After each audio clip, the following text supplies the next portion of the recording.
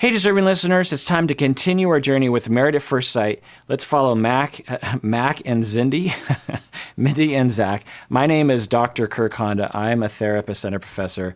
Let's see if anything of interest comes out of my mouth. What speaks to you as far as love goes? Like thoughtfulness. Little gestures that just like show that you're thinking about the other person and like actually caring, whether that be like, picking up your favorite snack or, What is your favorite wine. snack? It's a great answer. It's usually very true for most people. It's the little things. Does your partner show evidence that they think about you in the little things of life? Like you said, getting your favorite snack. I mean, that's sort of a classic one. But it could be things like cleaning the bathroom before you're told to do it, or being quiet when you get up to go to the bathroom in the middle of the night so you don't wake up your partner who's sleeping next to you. It's those little things that indicate that you're on the other person's mind, that the other person at least considers your feelings as they're going through the world. Right. And like you are someone who says that like you're very intellectual in your approach to everything. So is that like something that resonates with you? So, let's think about it like this. Okay. What type of person,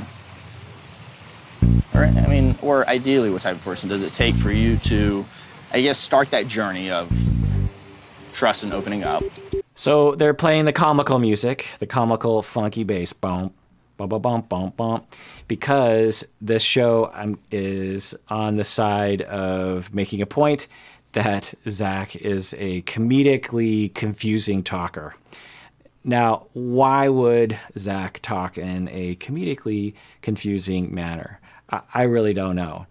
I've seen this profile in other people before, and usually what it is a terror of saying the wrong thing. And so if you say nothing or you say very little specific things, then you're less likely to be in trouble. Think about a politician.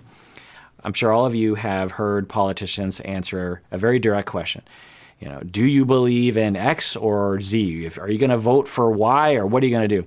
And then the politician will, that's a really great question. Let me answer that. And then they proceed to talk for 2 minutes and they never answer the question.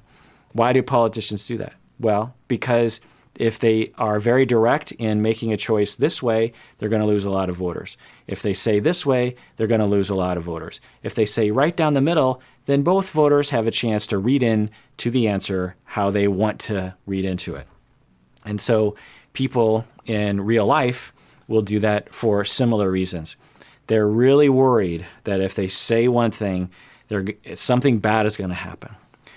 There's other reasons too. Some people just have low IQs and they just have a really hard time explaining themselves for difficult things. There's also evasiveness reasons, people who are trying to evade. There's a possibility that Zach has decided a long time ago that he doesn't like Mindy, he doesn't love her, he's not attracted to her, and he's just biding his time while he's on this show until he can say, I'm out. So there's a possibility that he is just biding his time and that he doesn't have an easy time faking something, and so he's being confusing in that way. There's also another possibility that he just doesn't want to lie, and so he's just going to say a lot of words to avoid saying the truth. I don't know. There's just a lot of possibilities as to why he would be this way. Do you feel married? I don't know. What do you think you need to do to feel married? I guess the way I look at it is my focus is you. That hasn't changed. My focus is the relationship. To put the word marriage on it wouldn't change the circumstance or, how I want to fix this. So they edit this, so it's hard to know exactly what's happening, but it is pretty confusing. One of the exercises, the thought exercises that I often do when I'm working with people is in my mind, for a thought experiment, think of what other sort of responses could there have been and why didn't they have those other responses.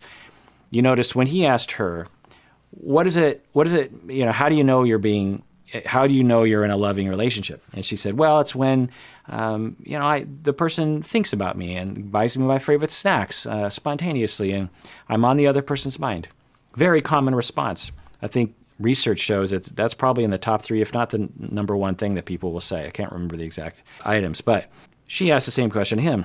He says, very confusing response, and then it starts to meander to like, I don't really feel like I'm married, when it could have been easy for him to just say, when I feel like I'm being loved, it's because someone is thinking about me, or it's when someone kisses me spontaneously and wants to hug me, or it's when someone wants to hold my hand, or when people make plans with me in the future. There's a lot of responses that people have to, what is love to me? And he has given nothing along those lines. And he pretty much answers all questions in this fashion, with this answer of, is it confusion that he's feeling? Is it evasion that he's doing? What is it that's happening? And if I was the therapist, and actually Salvador Minuchin as a family therapist was very good at this. He was very good when he talked to people like the Zachs of the world, of which there are many. He would often, in his accented English, would say, like, you're talking in very confusing ways, and you have to speak much more simply for me. Can you please speak more simply for me? She just asked you, what does it feel like to you when you're in love? What does that feel like to you? Could you just speak more plainly for me? Because he wanted to get to the truth of the matter, and he didn't like it when people meandered around. So I wish a therapist were here to hold him to that. And look at it as needing fixing that's kind of where I'm at. Like meet me in the middle as far as suggestions go. I'm certainly all ears to that. Zach talks in circles and circles and circles, says everything while saying nothing. So, yeah. So I will commend Mindy for having a lot of patience through this process. She seems to have adjusted to his confusing way of speaking. She's just like, well, what am I going to do? I think that's a pretty healthy approach. All right, well, that does it for that episode of Psychology in Seattle. Thanks for joining me out there. Please take care of yourself because you deserve it. You really, really do.